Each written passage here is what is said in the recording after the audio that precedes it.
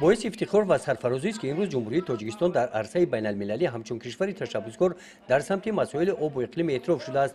در همین زمینه در دوره چرابینی‌های شعبه معارف در همبستگی با حفظ محیط زیست در ناحیه وسع با اشتراک نورسان و جوانان ماه اپریل همایش‌های معرفتی دایر گردیدند. در همایشی که با این مناسبت در مؤسسه تحصیلات میانه عمومی رقم 61 دایر گردید قید کرده شد که تا امروز 5 تشبث بین المللی کشور ما عاید آب و اقلیم در عرصه جهانی اعتراف شده است. تشبث پنجم جمهوری تاجیکستان با ابتکار اساسگذار صلح و وحدت ملی پیشوای ملت پرزیدنت جمهوری تاجیکستان محترم امامعلی رحمان 14 دکمبر سال 2022 از جانب سازمان ملل متحد درباره سال بین المللی حفظ پریخو قبول گردید که در نتیجه سال 2025 سال حفظ پریخو اعلام گردید.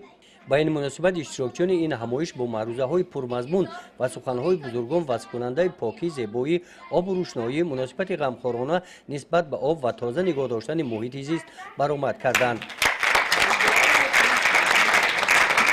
همچنین در برنامه از جانب اعضایان کمیسیون تدارکاتی وابسته به موضوع آزمون رسمی بهترین که هفته پیش اعلام شده بود جنببست کرده شده. در این روز از جانب اعضایان کمیسیون نتیجه گیری کرده شد. همایش با قدرشناسی اشتراکیان فعال چهاربینی جنببست کرده شد.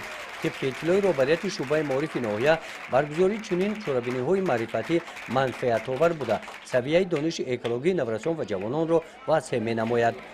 گزارش خواجه نظریف خدای نظر ظهوروف از ناحیه واسه برای برنامه اطلاعاتی نوید.